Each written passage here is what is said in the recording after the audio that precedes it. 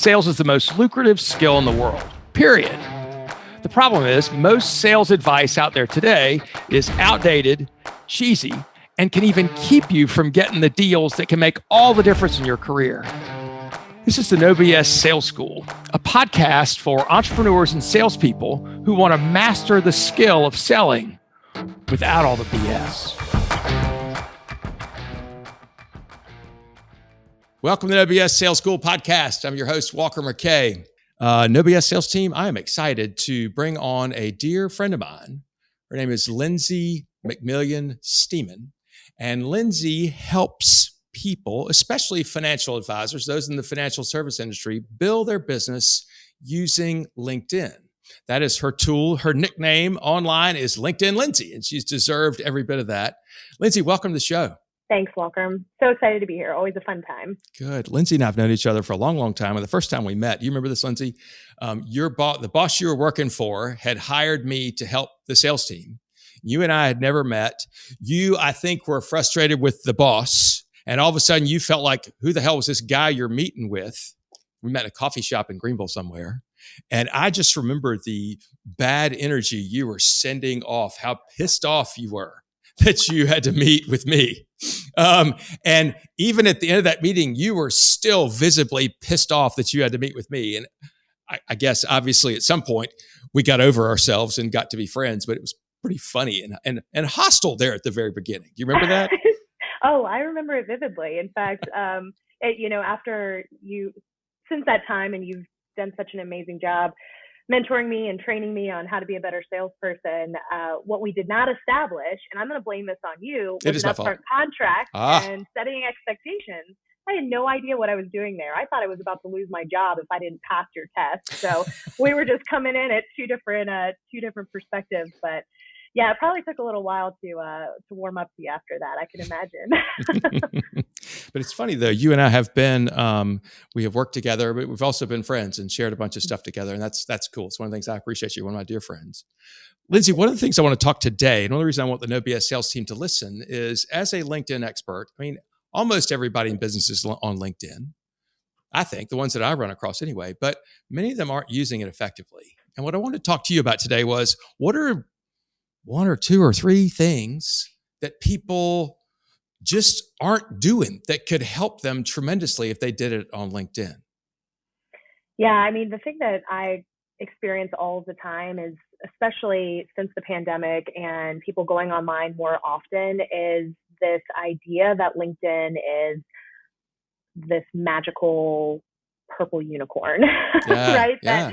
That or this fairy godmother or the magic wand or the silver bullet, whatever you want to call it, that can immediately yield results and that it will solve all your problems, or it's that this red, alluring, easy button that if you show up, everything will turn into gold and you'll be a multimillionaire. And it's not that those things aren't possible, but what I like to say is that what we have to remember is, I have to venture to say that the majority of us are in the human-to-human business. Absolutely. We talk about, right, B2C, B2B, but at the end of the day, everyone who's seeing your message, receiving your outreach, looking at your profile, they're all human beings with their own story, their own background, their own experiences, their own opinions, their own habits, their own lives.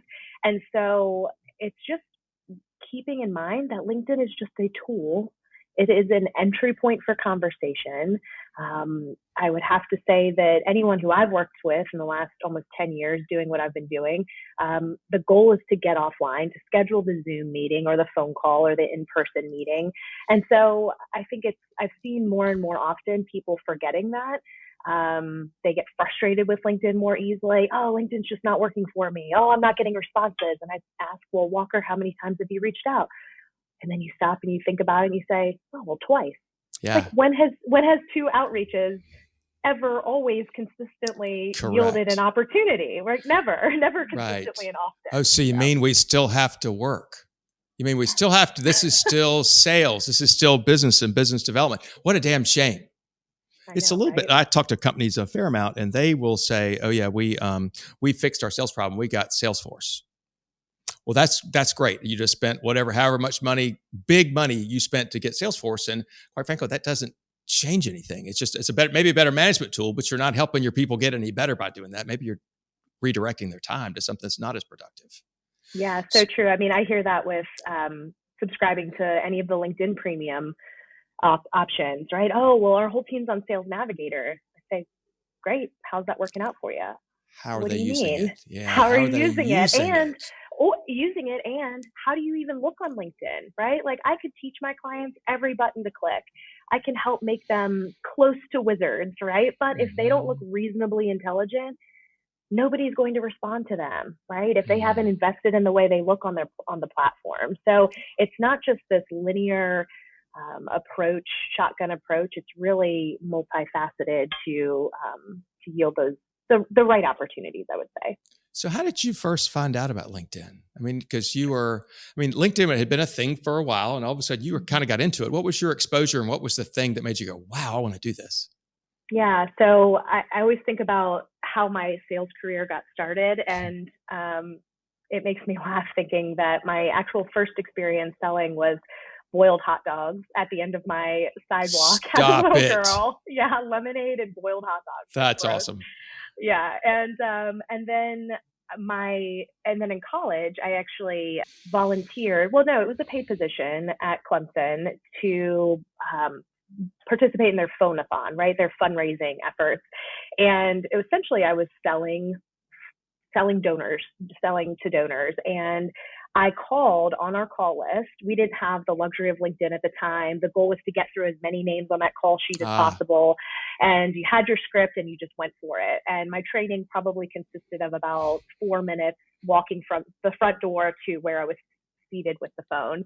And that very first evening at the phone-a-thon, I called the daughter of a sadly deceased individual who I was calling. I was calling to speak to her father, who happened to be one of the most famous Clemson football players in the school's history. And we didn't have an updated record that he had passed away. Ouch. And so it was so embarrassing and very nearly derailed my future sales career, because I did end up quitting that night. I never went back to the phone-a-thon. I thought I was done.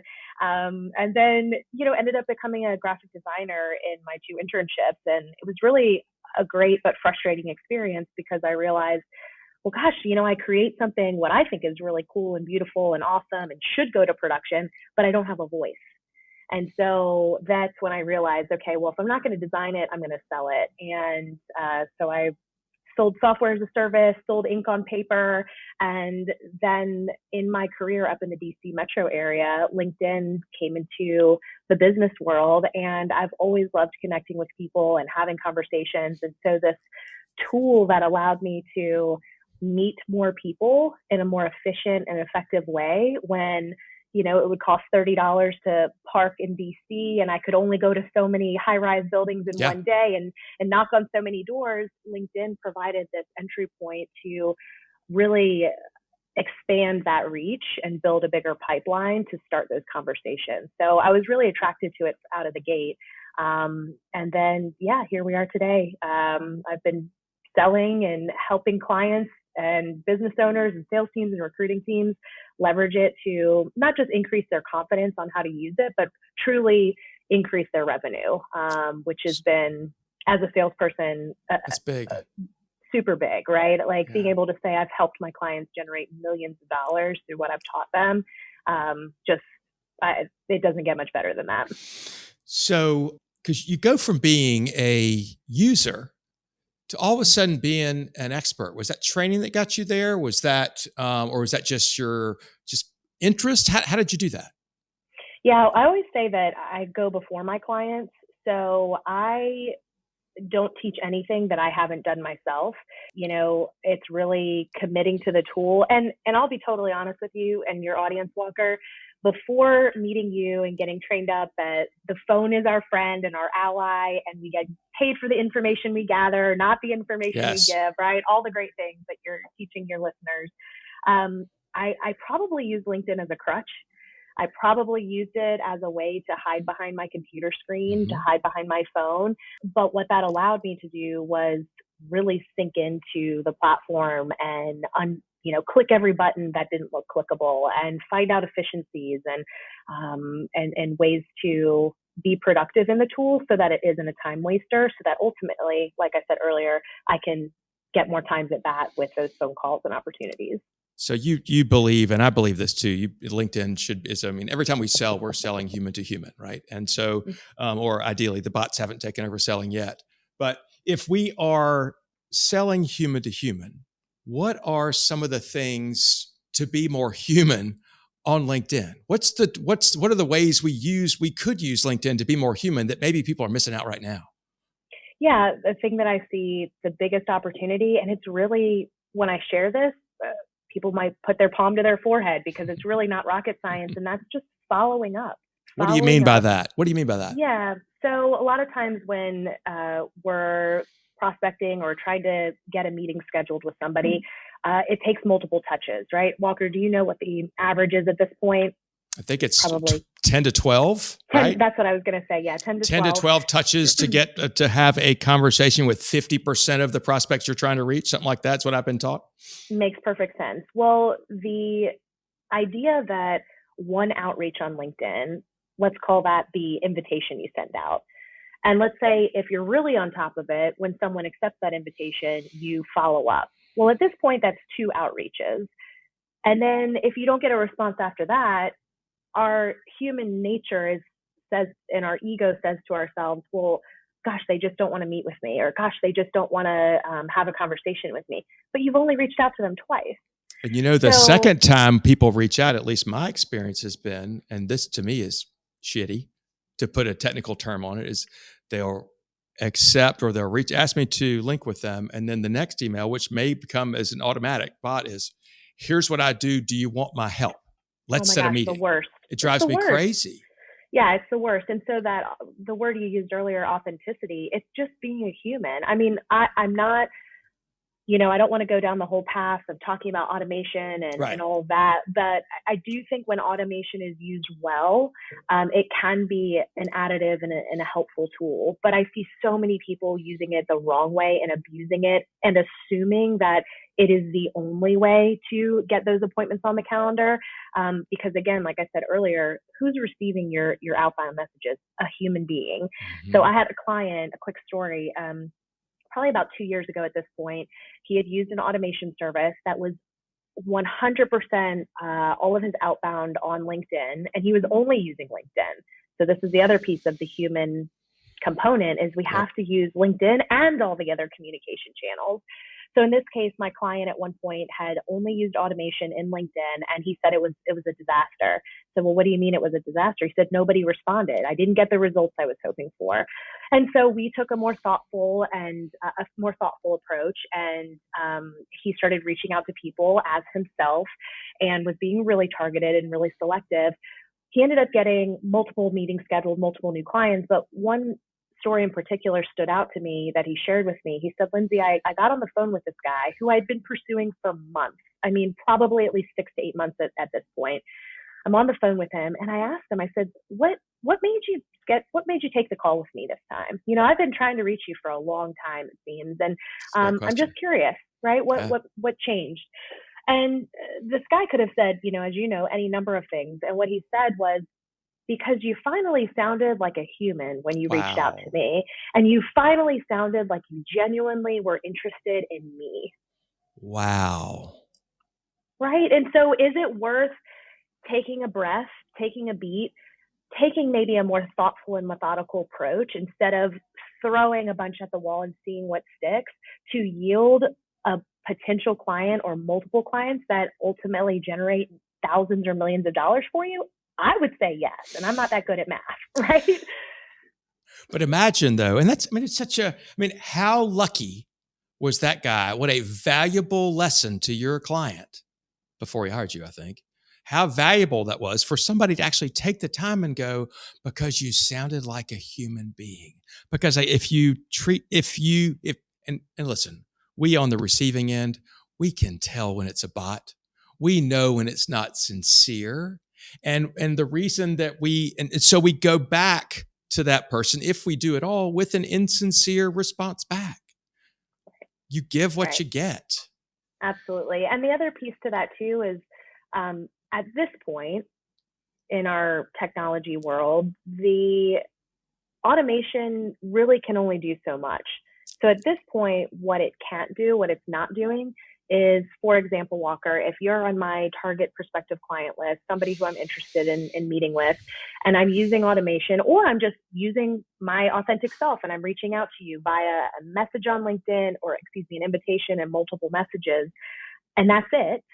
Let's say I'm even let's say a plan a step above that, a level above that is I'm also emailing you and calling you. Yep. Okay, you're still not responding, because technically I could even use automation for those things if I'm really tech savvy. But what technology isn't doing yet today, and this is where people are standing out and seeing greater success in their responses, is they're also, Walker, I'm going to look at you on LinkedIn, I'm going to see your activity, and I'm going to engage with your activity. I'm going to comment on something that you've posted. I'm going to pull an article that you shared and send it in a direct message. I'm going to mention that in the voicemail that I leave you. So again, I'm able to decipher that and do something with that observation because I'm a human, not because I'm a robot or an automation tool. So that to me is a really key ingredient that a lot of people are missing. So what you're telling us again is you got to do the work. There Oh my is gosh. no easy Right. button, and because there are even people that try and create the automation to fake that, which is, I've enjoyed seeing your stuff on LinkedIn. Would you like for me to help you find 50 new prospects a month? And it's bullshit. And you can see this bullshit, and I guess they get business from it because I get shit like that every day. But it really is, it turns me off. I will typically go and unfollow somebody that hits me back with a bot, response, just because I don't want to junk up my network with that shit. It doesn't help me. Right. Well, and I go back to, again, what I said earlier, what you taught me was you get paid for the information you gather, not the information you give. People want to know that you care about them. They don't care about you yet. They don't know they need to care about you yet. Right. So if you lead with a genuine curiosity about their story, what they do, a quick example, again, I say I go before my clients. I had a post that went out on LinkedIn that got a lot of traction and traffic and engagement. And I took a few minutes and checked out who had reacted to it and who had commented on it.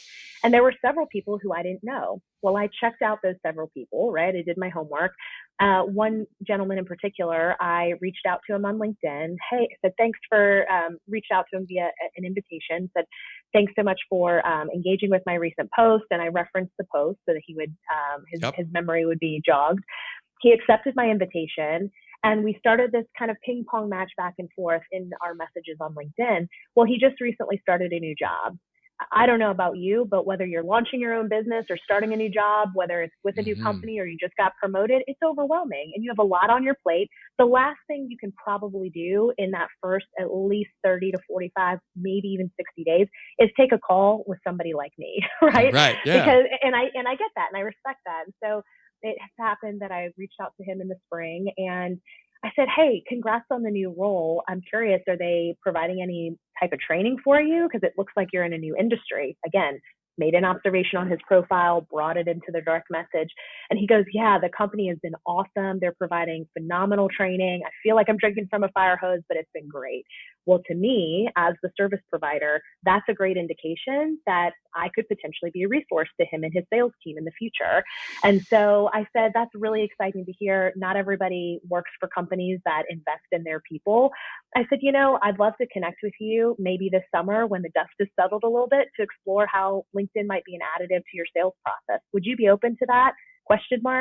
Thanks, Lindsey, phone number, email. He goes, yeah, that sounds awesome. Summer would probably be the best time because I'll have my feet under me by that point. And guess what most people don't do, Walker? Even after all that great lead up, they won't actually reach back out to the guy in the summer. So guess what I've done? I've scheduled a reminder in my calendar, in my CRM, no excuses. My assistant also has a reminder as well. I will follow up with this guy. I will get a call scheduled with him. I can guarantee that. It's really, it's so simple, but people don't do it because they're lazy or they're looking for the simple fix or we get bored. I mean, you know, this prospecting is all about building familiarity and context. Familiarity and context. Who is this person? Do I recognize them? And then in what context?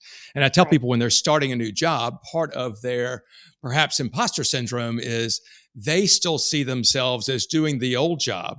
And the people that they call on either don't have familiarity and context, or they may say, oh gosh, you used to sell insurance. What do you mean you're selling equipment now? They don't understand the context. So it's over time that we begin to build familiarity and context, which is why it takes 10 to 12 touches. I also think it's great that you actually you took the time, and this is something that you told me to do, is when people comment on the articles, is to send them a quick email and say, hey, thanks for commenting on it. Appreciate your engaging. Would you like to link or whatever? And so just to start, I've never got anybody turn me down for that. What do you tell me about the algorithm of LinkedIn? Because this is something I kind of struggle with. I've gotten different advice from different people, and they say before you post something, spend 15, 20 minutes engaging on LinkedIn, and then 15 or 20 minutes after you post it. And that's the way to get the most engagement. Is there any truth to that? From what I've experienced, yes. That said, LinkedIn, of all of the platforms, online platforms, is very hush-hush about their algorithms. So I personally, because I err on the side of intentionality and human-to-human relationships, and perhaps whether it's a right or wrong approach, it's just the one I take with my business and my clients. I really don't spend a whole heck of a lot of time trying to uncover the boulder that I'm probably never going to be able to lift, no matter what type of equipment I use to pick it up. So I'll pay attention here or there, Walker, regarding LinkedIn's algorithm. You're right, it's part of my job to stay up to speed on what LinkedIn is doing to enhance the experience for their members. But for the most part, I'm kind of maybe a traditionalist in my approach and how I use the tool. So I guess the point you just made is it's not one of these set it and forget it. I can just post things every now and then and just leave them alone and never engage with people and expect the tool to work with me. I mean, same, right? If you're posting content. So tell me about content. What kind of content do you suggest people post or add? Yeah, that question has come up. Every week I am talking about content. I just had a training session with a client yesterday, a business owner, actually is a serial entrepreneur launching a new company here this spring. And he asked me about content. And so to keep it very simple, right? Part of it is asking the person, well, what does content mean to you? How often do you post? And then based on the information you would share with me, Walker, I would say any number of things.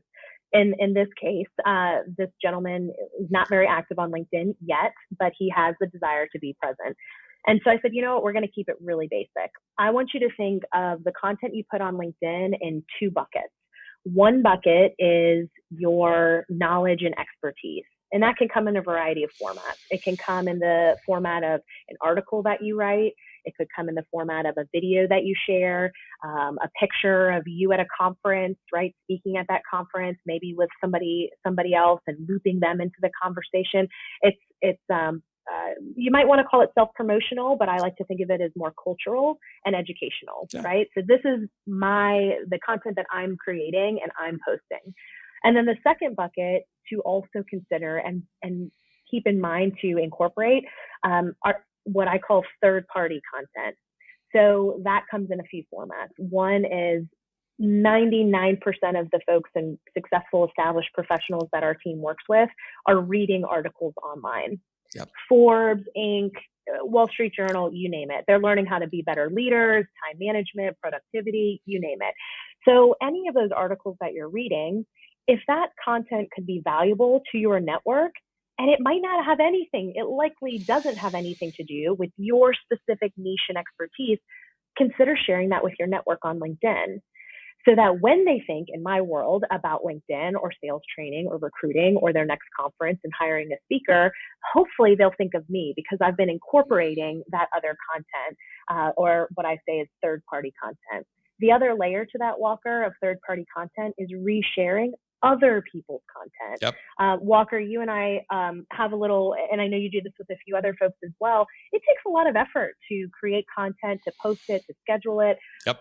Just to get it out there, period, to write the comment, to think of who to loop in, to consider what hashtags. So it's okay. I'm not opposed, like you and I do, and a few other folks, and probably many others as well. Leverage your network, your allies, to help promote that content. So every now and then, Walker, I'll ping you of an article I'd really like to get more reach and more eyeballs on. Say, hey, Walker, would you be open to sharing this with your network? I'm not assuming that you're always going to say yes, but in the cases that you do, you'll reshare that content. Well, that's an example, Walker, of you sharing quote unquote third-party content. So it's not just the Walker McKay show, right? And you're only focusing on that first bucket. You're also incorporating other people's content. Well, I feel like this goes back to your point of being human. None of us are single dimensional, right? So if all I talk about ever is sales training, sales mindset, that kind of stuff, I mean, believe it or not, I'm more complicated than that, right? There's more to me, right? That somebody else may latch onto. Somebody else may not, at the moment, they may not care about my sales training content. What they may notice is, wow, this is an article about leadership, and they notice me, right? And then maybe they notice this, and maybe there's a way in time that this comes up again.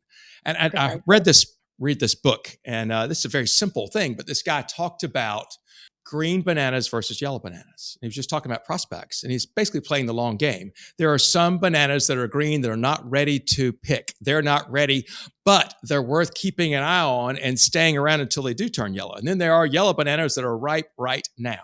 And so we've got to do a lot of green banana prospecting, for lack of a better term, because that's where, we're going to need business tomorrow and next month and next year and the year after that as well. Right. And the other piece too, and importance to the content is, and being consistent with it, is you can be direct in your outreach in prospecting, like we were talking about earlier, right? Sending invitations, following up in direct messages, calling the person directly, emailing them, finding them on other platforms, and add, right, including posting content and being active in engaging with your network on LinkedIn, because not every people are looking. Right? People aren't always going to say, Walker, the reason I am finally calling you, the reason I'm finally responding is because of the great content you post on LinkedIn. Not everyone is going to tell you that, but I guarantee you, I say this because I've been doing this long enough. I've worked with thousands of people. You will, it is happening. It is happening. I have had countless clients. I just had a debrief call with a meeting with a client yesterday. And he said to me, Lindsey, since our half-day workshop with our national sales meeting last month, I've had, and he's the president, so this is also happening with every one of his salespeople. They did an amazing job implementing what they were taught on LinkedIn. He said, Lindsey, in just a few weeks, I've already had 2 potential client opportunities reach out to me, and because I'm curious, I say, I'm curious, like what prompted the outreach? He said, you're visible. You and your team are visible. You're showing up, you're putting content out there. It's not just you, it's the rest of your team too. Wow. Isn't that powerful? Right? Just because Super they're showing powerful. up, right? And people are observing, they are looking, even if they're not telling you every single time. Yeah. And I think a lot of one of the things I think you taught me too is don't just look at your likes and shares. There are plenty of people, 90% of people just consuming content without touching a button. And that may be the reason they pick you up. Hey, Lindsey, tell me something. I know that the No BS sales team, people are listening like, how in the world do I get her help? How would somebody find you? Other than, and including LinkedIn. Of course, right? LinkedIn, right? You can probably, maybe at this point, you can search LinkedIn Lindsey, Lindsey, but Lindsey, McMillion, Stemann, McMillion Consulting. Honestly, I would say I'm going to do this, and maybe I'm breaking all the podcast rules, Walker, but our emailing Kathy on my team, which would be team@McMillionConsulting.com, is the best way to get a call scheduled in my calendar. She is the puppet master and gatekeeper of my calendar. So if you want to have a introductory discovery call, tell me what's going on, see if I'm the right person to help you, that's the quickest way. And then I also, if you're okay with that, I've got a little freebie I'd love to share 100%. With your listeners. Great. Yes. Awesome. So we just released a new guide. It's an MVP guide. So it's 9 weekly habits to become a LinkedIn MVP. And so to access that guide, you go to linkedintoit.com/MVP. linkedintoit.com/MVP. That'll be in the show notes. So if you guys, is it just will you spell Intuit? Is it Intuit, like Intuit, the software company, or what? So it's linked. Yeah. IN, right? LinkedIn, TOIT.com. Got it. And that's in the show notes. So Thank you. Lindsey, this has been a super pleasure. I really appreciate your being a guest on the show. No BS Sales Team, if you have not already, subscribe to the podcast, share it with somebody who needs to hear. And a huge favor you could do me, if you haven't already, is to write a review. Write some words on Apple Podcasts of what you get out of this show. Stars are great. I appreciate stars, but words matter. And right now we've got like 78 or 79 reviews. If I get over 100, then all of a sudden it gives me much more visibility in the podcast market. If you will write a review, take a picture of it, send it to me, walker@walkermckay.com. I'll call you, and I've got a special prize for you that I think you'll like having. Lindsey, McMillion, Stemann, thank you so much for being here with us today. Thanks for being a guest. Thanks for listening to No BS Sales School podcast. If you haven't already, please take 1 minute to write a quick review for the show. It really does make a huge difference. Also, subscribe to the show and please forward this episode to somebody else who needs to hear it. As a bonus for listening, I'm going to give you access to a free mini course, 7 expensive sales mistakes you're making and what you can do about it. Go to www.7salesmistakes.com and get access to the free mini course. That's the number 7salesmistakes.com. Thanks again for listening to the No BS Sales School podcast.